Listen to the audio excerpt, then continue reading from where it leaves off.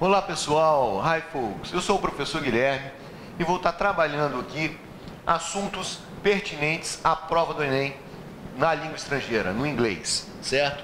A gente começa falando de verbos modais e trazendo também charges, esse tipo de texto muito comum nas provas do Enem, é o que veremos aí nessa aula, certo? Verbos modais. Verbos modais são verbos auxiliares especiais. Eles trazem uma ideia implícita a eles, certo?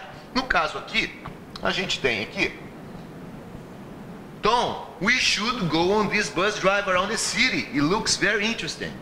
Quando a nossa colega falou isso, ela usou should, e aqui ela está o que? Ela está dando para este contexto um conselho. No caso, um conselho para ir nesse passeio de ônibus pela cidade. Na nossa segunda oração, a nossa segunda colega fala: I think we can take this way across the bridge to get to the museum. Ela usou o verbo can, verbo modal esse que traz uma ideia de possibilidade. Acho que podemos pegar esse caminho pela ponte para chegar no museu. Então aqui o verbo can, o outro verbo modal, dá a ideia de possibilidade para o contexto, certo?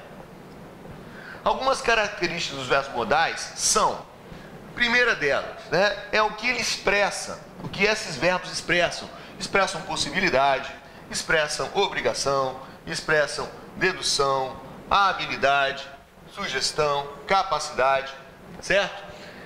Importante lembrar que eles não apresentam variações de acordo com a pessoa ou tempo. Ou seja, para todas as pessoas do discurso, você utilizará o mesmo verbo aqui, verbo modal. I can, you can, she can, they can, ou seja, o verbo fica numa forma invariável, tá? Ao fazer interrogações ou negações, não precisamos de utilizar verbos auxiliares, do ou does. Por quê? Porque o verbo modal, ele já é verbo auxiliar também, certo?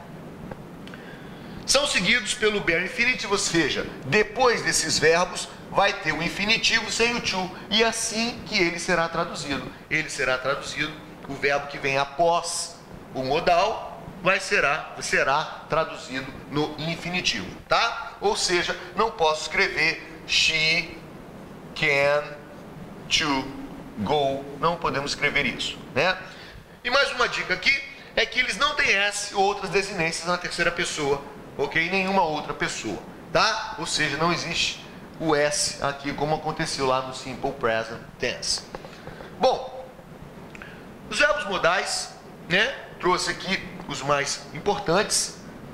O verbo can traz uma ideia de capacidade, habilidade e permissão para o contexto.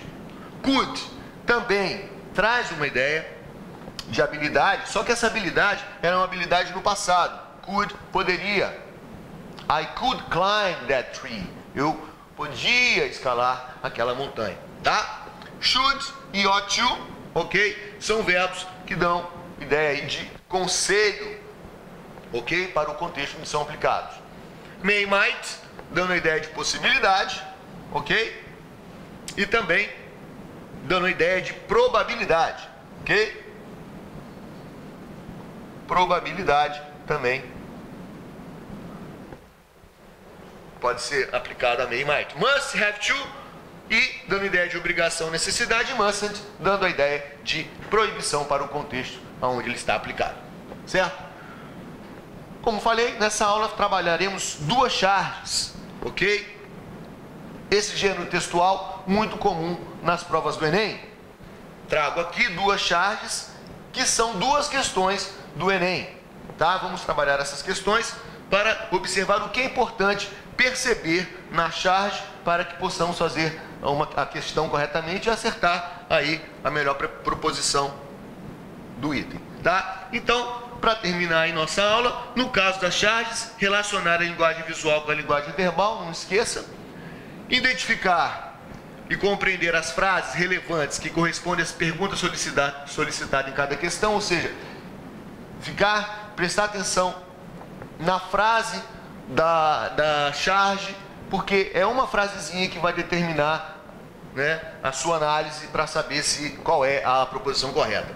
E a atenta leitura do enunciado ajuda a localizar a frase específica da charge que interessa entender. Então, como falei anteriormente, é uma frase que vai trazer a resposta para aquela questão. Ok? Se você quiser saber um pouco mais, acessa a nossa aula inteira, assista na íntegra, tá? No mais, aquele abraço, tudo de bom. É isso aí.